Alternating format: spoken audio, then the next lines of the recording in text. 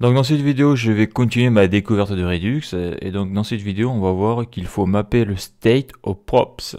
Voilà, donc dans la vidéo précédente, on a vu la première étape qui était le provider. Maintenant, la deuxième étape, c'est mapper le state. Donc le composant provider permet de fournir le state et le dispatch au composant React de l'app.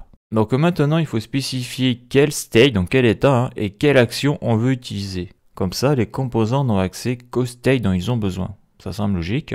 Et pour faire cela, il faut créer deux fonctions. Donc la première s'appelle map_state_to_props et la deuxième s'appelle map_dispatch_to_props. Donc déjà, on voit que on gère le state et le dispatch. Donc là, si je clique dessus, on tombe sur Redux, extracting data with map_state_to_props. Donc il y a différentes informations, différents exemples. Mais je note quand même qu'à force de regarder cette doc, là, je me rends compte que c'est pas vraiment fait pour les débutants, quoi. Les exemples, des fois, sont galères à comprendre. Et ça, c'est le problème de toutes les docs, ça. Donc, en tant que premier argument transmis pour la méthode connect, donc en plus, après ces fonctions-là, il faudra les mettre dans une méthode.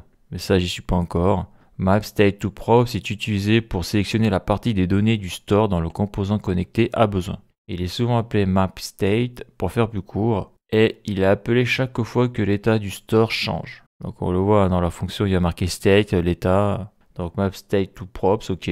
Donc on voit que ça va passer par les props. Et que là, on gère le dispatch, on dirait. Donc il reçoit l'intégralité de l'état du store et doit return un objet de données dont ce composant a besoin. Map_state_to_props doit être défini comme une fonction. Donc là, on a un exemple. Map_state_to_props, le state, et ça c'est une option. Dans ces fonctions, il faut déclarer les éléments du state auxquels on souhaite accéder et les action creator dont on a besoin pour faire le dispatch. Donc là, c'est ces deux fonctions-là qui parlent. Une fois ces fonctions créées, on pourra utiliser la méthode connect de React Redux pour les connecter à nos composants. React Redux utilise la méthode store.subscribe pour implémenter map_state_to_props. Bon, j'ai fait une vidéo sur le subscribe. Donc il faut créer une fonction map_state_to_props. Elle prend en argument le state, elle retourne un objet qui map ce state à des noms de propriétés spécifiques. Ces propriétés deviendront accessibles aux composants via des props. Donc là, quand je vois ça, là, donc ça c'est mes notes, je me dis que ça ressemble grandement aux actions et aux actions creator. C'est-à-dire qu'au début, tu lis, tu comprends rien. Quoi, tu comprends rien tant que tu l'as pas pratiqué. Donc maintenant, on va voir ce que ça donne dans Visual Studio Code. Donc je suis sur mon composant React Redux. Donc là j'ai Redux.js, je suis dans la partie Redux. Donc ça c'était bon.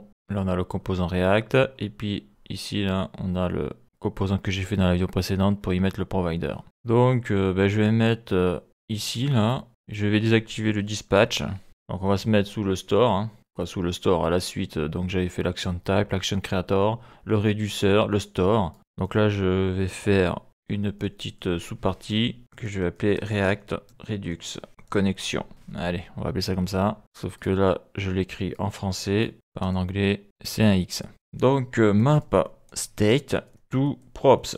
Donc, il faut en faire une fonction. Donc, ça va être une expression de fonction, map_state_to_props. Comme ça que je vais l'appeler. Donc, ça, c'est bon. Égale les parenthèses, égale la flèche, les accolades. Donc, dedans, on y met le state. Et c'est un return. Donc, c'est return, et bien, le message.